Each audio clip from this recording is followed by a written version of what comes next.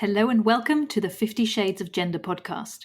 We get curious about all things gender, sex, and sexuality, as well as relationships, feminism, the inclusive kind, mental health and kink, and all that makes us humans unique and diverse. From body positivity to body dysmorphia, it's all welcome here.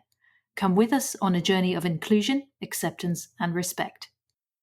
I'm your host, Esther Lemons. I identify as a cisgender woman, and my pronouns are she and her.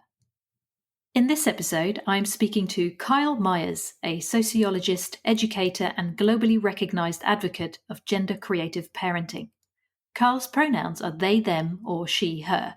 They identify as a genderqueer woman and are a gender creative parent. Find out what that means to KYL in this episode.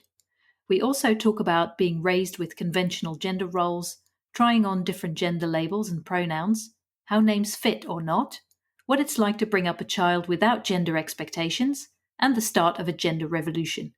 It was recorded on the 13th of October 2020. Now let's get into the episode.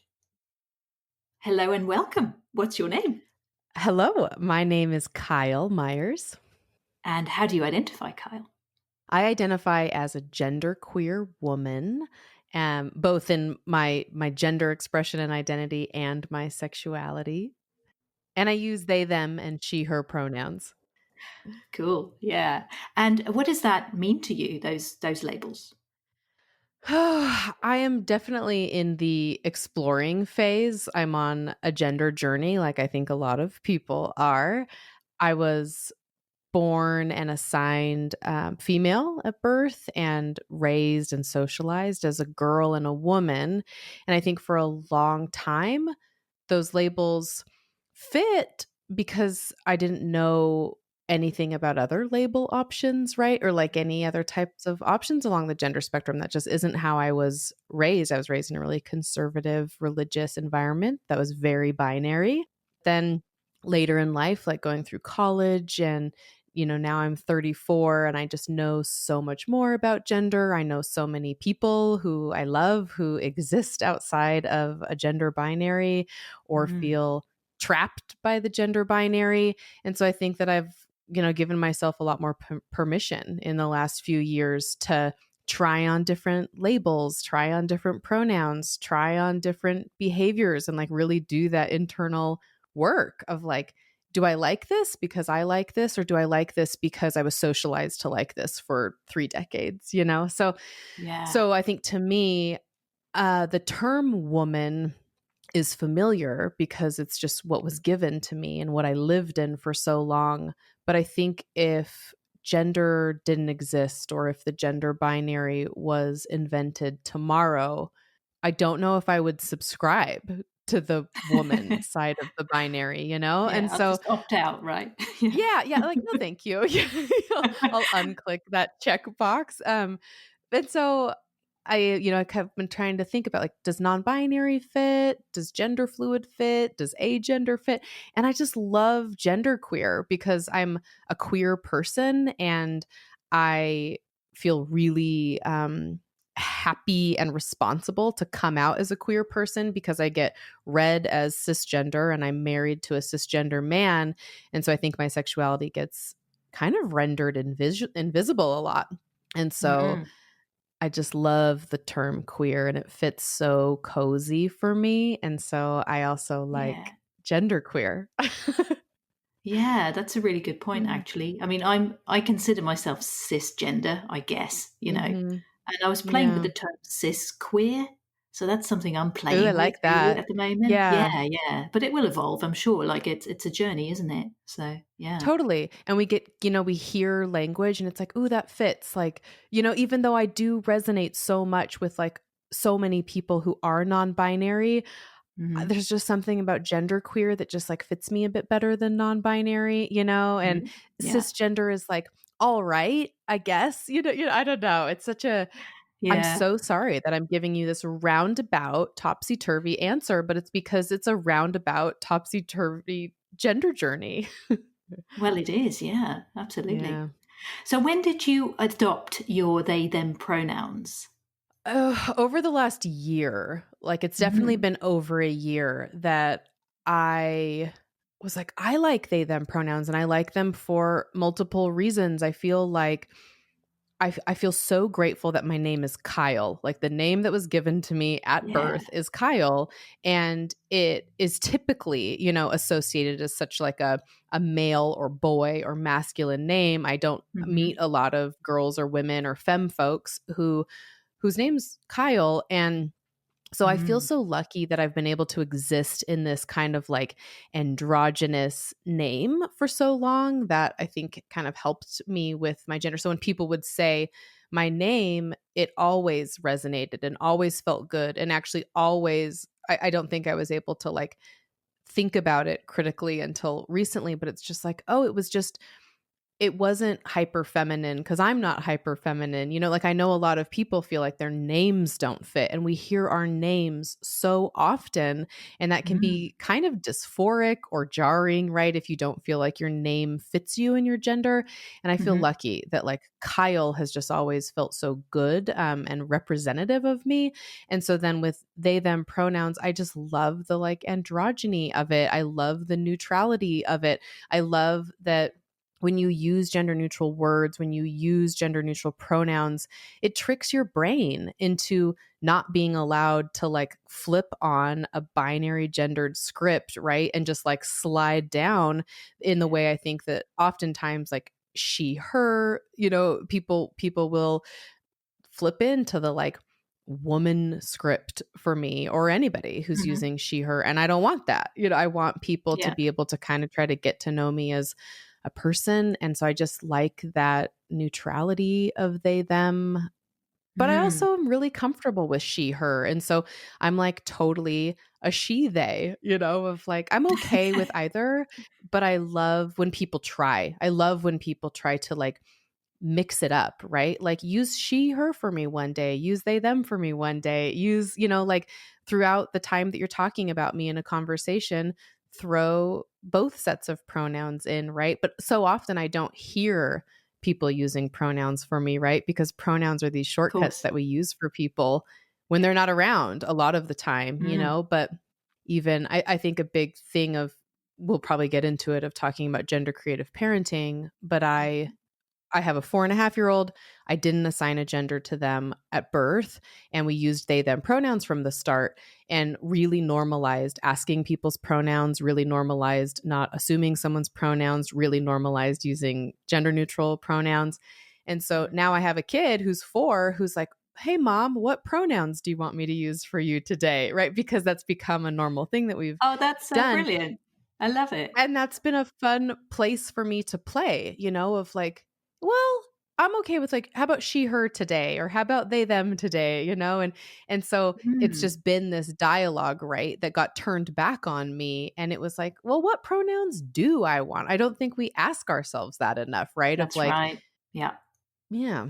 Mm. So, do you notice? I was going to talk to you about your child sort of next anyway, and the gender Oh. creative parenting, which I love. Not a parent myself, Mm. nor do I wish to be one, but I love that your approach is that. And do you notice anything in them that they are starting to self-identify as? I mean, I don't know at what age kids do what stuff, so I'm clueless. Mhm. But yeah, because obviously you've given them that freedom, the sort of gender Right. neutral almost freedom. So, what do you Yep. notice in them that you might not notice in other kids that are raised in a more binary way?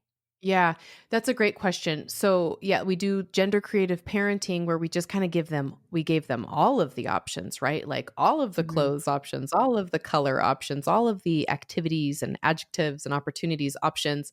And around the age, like really around their 4th birthday, is when they started kind of like self declaring, with these gendered labels and pronouns. And it's awesome. And we respect that. I use they, them pronouns when I like talk about them in public because I want Zoomer to have the opportunity to, and the autonomy to be like, this is me. And I also think they're still exploring a lot, which is really cool because Mm. they're still learning about gender, right? And the complexities of it and finding themselves in it. But around their Mm. 4th birthday is when they really started like, this is me. These are my words. These are my pronouns, which is fantastic. And I think that that's a little bit delayed from, I mean, not like as a bad delayed, but it's different in kids who are assigned a gender. They really start saying, I'm a boy, I'm a girl when they're 3 or, even earlier Mm. or a little bit later, give or take. And so I think that there's this really beautiful freedom and exploration that happens when you don't assign a gender to your kid is they just get more time, right? To like think about Mm. it, to learn about it, and then to really self-identify is which I actually think that maybe some kids would if they hadn't been assigned a gender, because I think what kids are often doing is just repeating back to grown-ups what they've been Mm. told they are for years, right? Whether that's Mm. and that's not just around gender. It's like, so if you're Everything. hearing Yeah. all the time, you're a good girl, you're a smart girl, you're a funny girl, you're a brave girl, of course, at 2.5 or 3, you're like, I'm a girl. Because that's the language that you've been given to. And Mm. similarly to, are you Christian? Are you Jewish? Are you Republican? Are you Democrat? Are you a vegetarian? Like we give Mm. so much, we assign, grown-ups assign so much to kids. And then it can be kind of hard to untangle of like, well, is this actually the child's identity or is this just them mimicking their assignments back to us? So Mm. that's something, Yeah. I mean, that's the thing that I think about with gender creative parenting. And Zoomer doesn't police gender as much as a lot of their peers do. I mean, they do sometimes, right? Like they haven't been raised in a vacuum. They watch TV and they go to school, right? And they're Mhm. like, they're exposed to marketing and American gender culture, which is very Mhm. hypergendered and very binary. So they're learning, but I think that my influence on them as their parent, that's with a really gender expansive and gender inclusive narration, happening all the time is pretty powerful. So Mm. I can kind of compete. I can compete with like the other aspects of culture, that's trying to teach Zoomer about gender. And so they don't like make fun of kids, right? For like they don't make fun of girls with short hair. They don't make fun of boys who wear dresses, right? Because they haven't been taught that that is the right or wrong thing to do, right? Like they've just kind of been taught that everything's for everybody and people want to express themselves, however they want, and we just are respectful and inclusive and we're good friends and not bullies. And so I think that that's been a really cool thing that I've been able to start witnessing in the last year, especially. Mm. Yeah, I love that. I mean, one of the things I was thinking about, because I watched your TED Talk, and Mm, it got me thinking about conditioning, because we are all so conditioned, and like the more aware I become of it, the more I see it, and the more I'm just almost blown away by how hmm subconscious it all has been. I mean, I'm sure you've gone through a similar sort of journey for yourself, which obviously made you decide to raise your child differently. Right. Like and I'm still unlearning, right? Like Mm. myself, like I'm like constantly recognizing these things that were socialized into me, and it's like, is Mhm. this the best way to be going about it, or just totally. Like there's so much responsibility on parents for how we socialize kids, right? Like all you're doing all day is socializing them. And so, yeah, I just try to be so much more conscious and explicit about how I'm raising my kid because I don't want to rely on all these unconscious, biases and stereotypes and things that we have in our minds that I think can be really sneaky and incongruent with our actual values. Like we see it Mhm. all the time with parents or, of just like, I want to make sure my daughter knows she can do anything, and she can be a leader. And yet they kind of discourage her from like being assertive and trying to like take on leadership roles in extracurricular Mhm. activities or something, or just so Yeah. I just think we have to if you're not conscious about it, then you lose a lot of the How are you gonna change it? Yeah. yeah. So do you notice, or have you noticed any, I mean, how do people respond to your gender creative parenting? Are people generally like, "Oh, that's cool," or are they like, "What? What are you trying to do here?" You know, how has that been?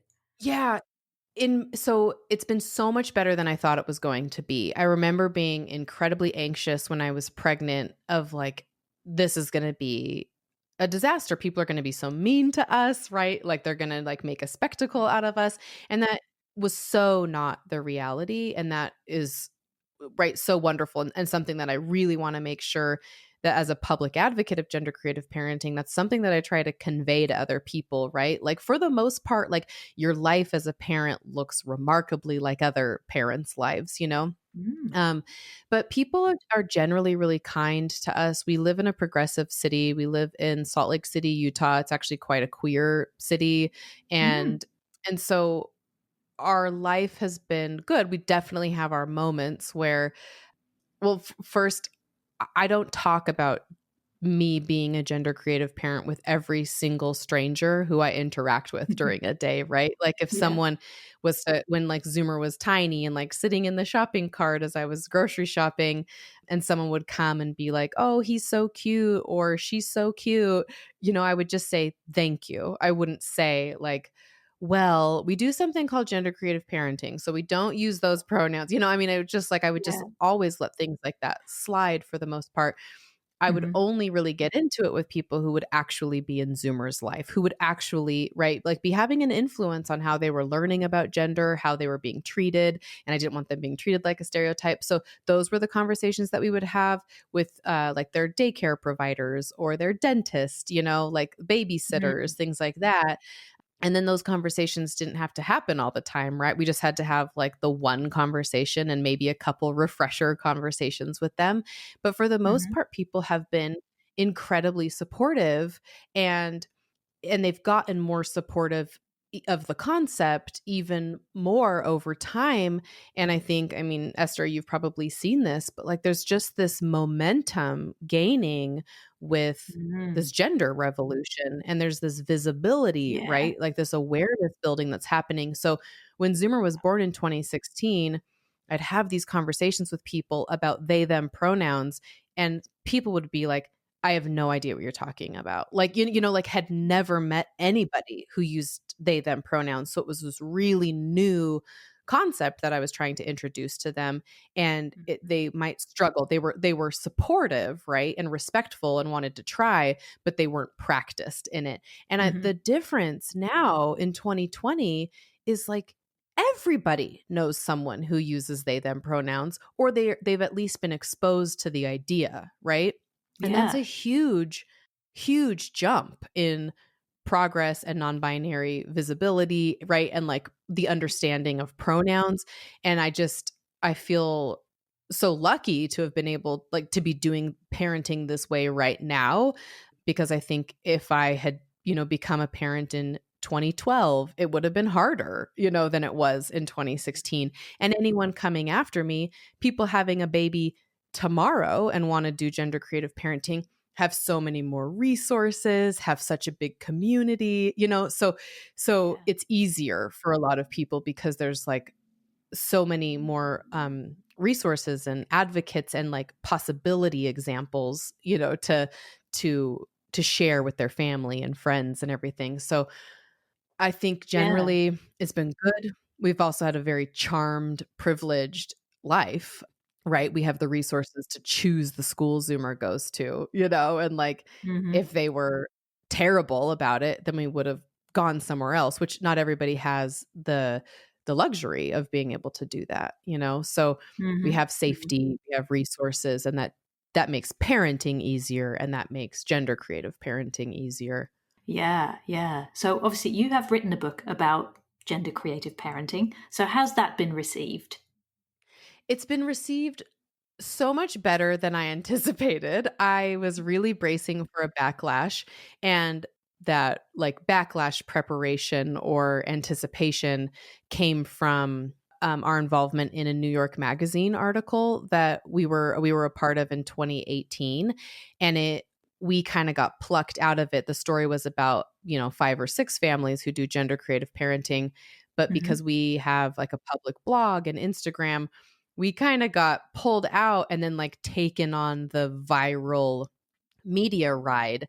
And Mm. it was not fun, and it was really overwhelming. And so I think that I was expecting the book coming out to kind of be like the 2.0 of that, and I was nervous about it, but Mhm. it's been well received. And I think there's a number of factors. I think it's being well received because we've just, like I just said, like we've come farther in the gender movement in the Mhm. last couple of years, that people are like, I get it, right? Like gender stereotypes suck and non-binary and trans and intersex people exist. Like, I get it. I get Mhm. why you're doing this.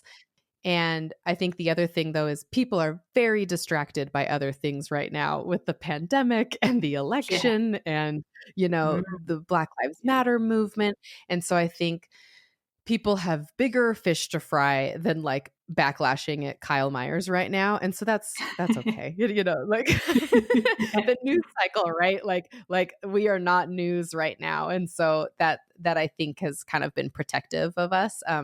But Mm. it's been so magical to have people reach out to me through Instagram or email and say how much my family story resonates with them or gives them the language and framework to share the concept with their partner, to talk about, doing gender creative parenting with their own future children, or how they can incorporate gender creative principles with the children they already have. Or I've had these Mm. educators reach out, and say, like, I really think that I can dismantle the gender binary and sexism in my first grade classroom, and so I just feel Oh, so, amazing. yeah, I mean, I just feel so proud, that like our story is resonating with so many different people and having a positive impact, because I so desperately wish there would have been a book like mine, Yeah. in 2015, to be able to mail to my parents and say, "Will you read this? I want to have a conversation about this because this parenting philosophy resonates with me and it's what I want to do." Like, I just feel so grateful to have been able to, create this roadmap, or, or just like to be able to show people, like, it's going to be more than okay, like it's a really wonderful gift that you can give the kids in your life, is to not assume so much about their gender, right? And to not restrict their experiences based on the gender binary. So it's just been really magical. Really. Mm. Yeah, yeah. That sounds amazing. What would you say is the most common question maybe that people ask you, and what do you say to them? Hmm. Well, the most common question from like supporters, or the most common question from haters? Because I think they're, well, I don't really know if Well, the haters are giving me questions, but maybe um the gender critical, or the creative, gender creative parenting critical people. yeah. I don't know. Yeah. Yeah. Yeah. So I think people, an assumption, a misconception is Mm. that like your child is going to be confused. Like, won't your child be confused if you don't tell them what gender they are? And I think that Mm. it's kind of this conflation with, your child has genitals and those genitals should be gendered, which is not how I believe in, sex and gender. I know a lot of transgender people and intersex people and non-binary people who do not want their gender identity and expression to be entirely caught up in their reproductive anatomy, Mm. and the same for cisgender people, right? Like, how much we reduce people down to like, I need to know what your genitals are so I know how to treat you, right? And I think that what gender creative parenting does is it turns that whole thing on its head, of like, we do not need to treat people differently based on their anatomy, and we do not need to send them down dramatically different life paths because of their anatomy. And so Mhm. I think people sometimes think that by doing gender creative parenting, it's almost like we're withholding a lot of information from Zoomer. And that couldn't be farther from the truth. Like, we teach Zoomer about so many words, right? Like, to Mhm. describe their body. They know all the like medically accurate, anatomically correct words to use for their body. And they understand, bodies without the gendered language. And then they also understand gender outside of a binary. And so I think that like Zoomer actually understands sex and gender in such a more nuanced and sophisticated and realistic way than a lot of Yeah. other kids, right? Because And they know adults, about right? intersex people. Yeah, totally. Yeah. Totally. Um, yeah, exactly. Yes, Zoomer knows more about sex and gender than a lot of adults I know. And so I Yeah. think that it's just like it's not like we're keeping sex and gender a secret, right? It's not like we think it's a bad thing that we don't want our child to learn about.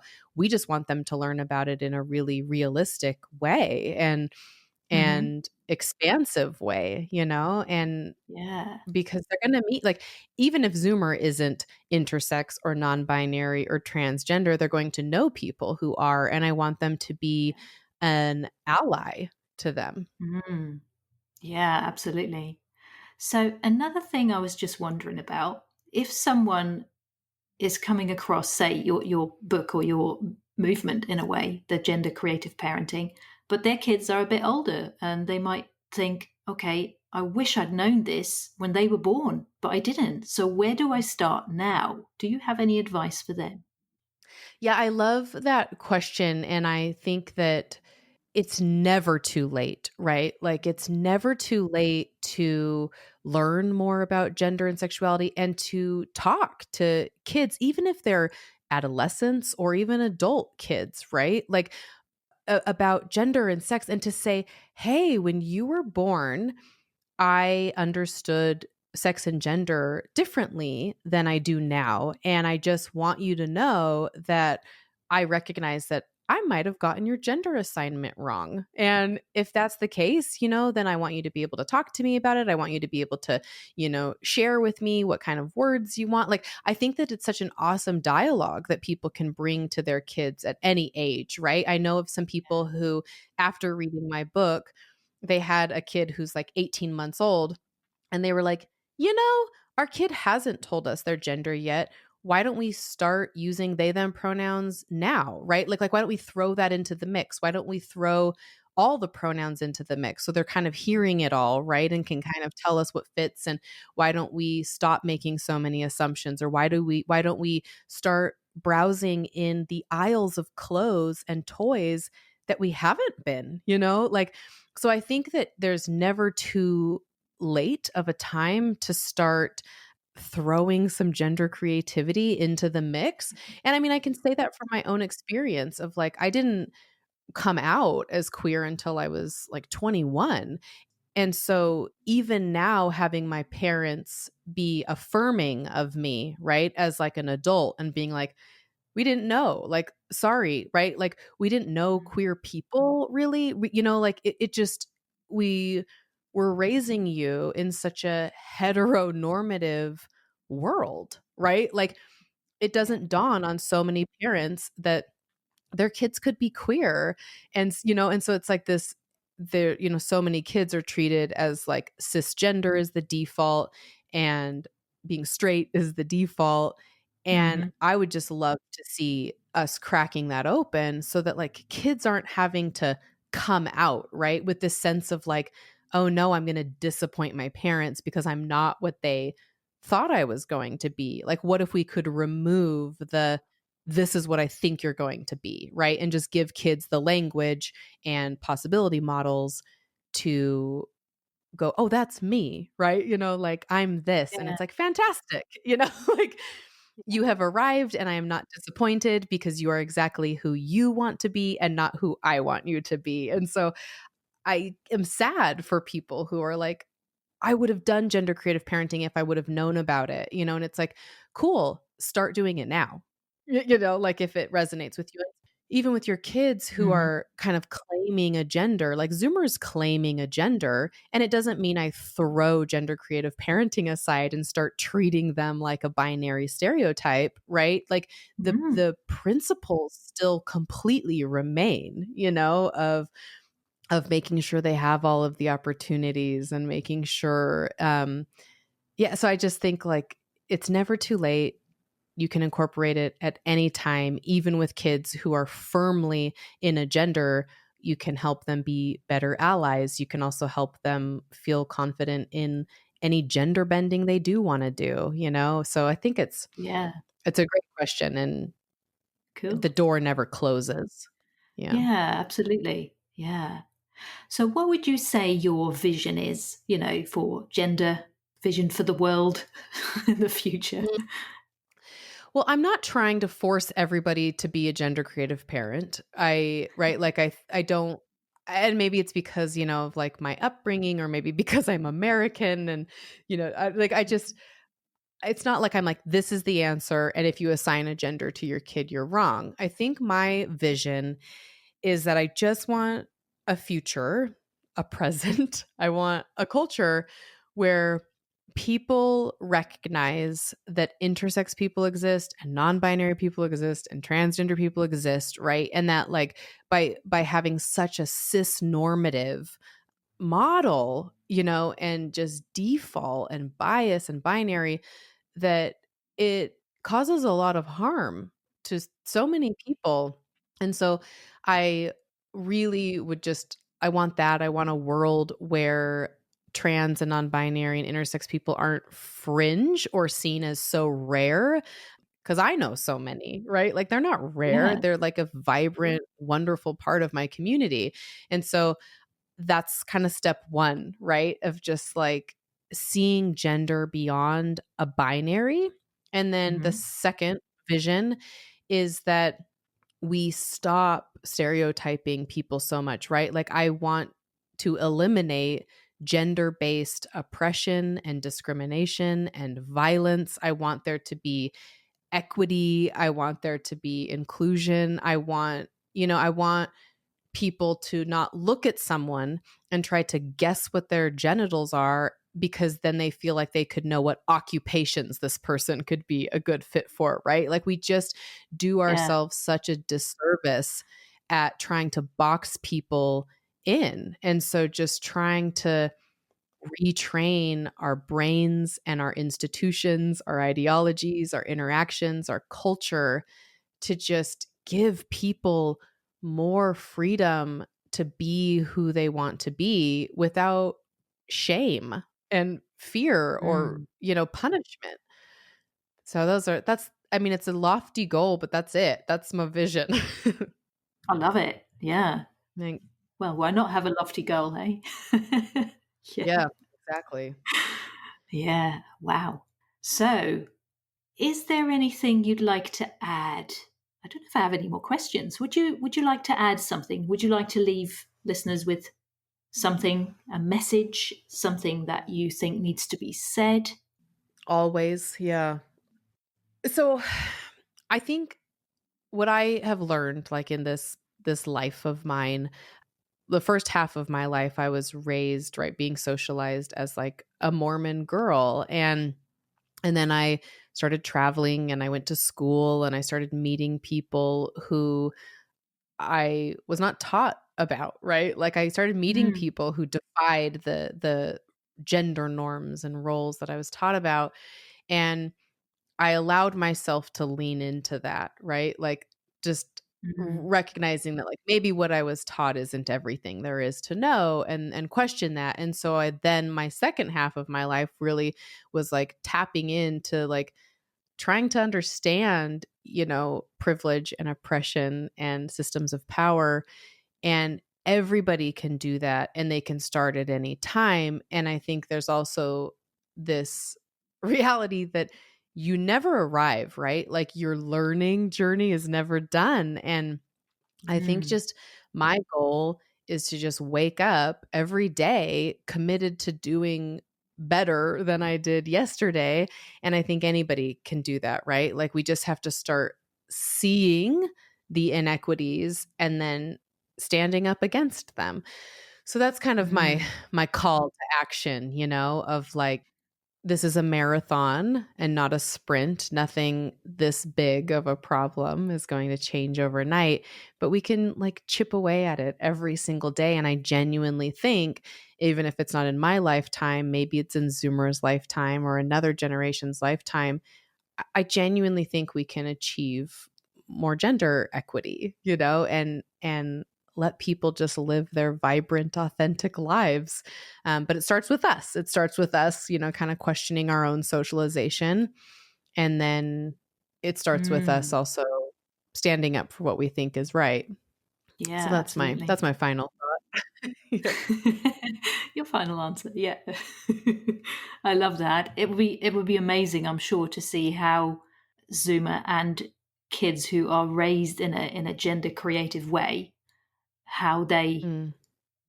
approach the subject of gender and sex and how it affects everything in their lives. I think it's going to be a beautiful thing to watch unfold.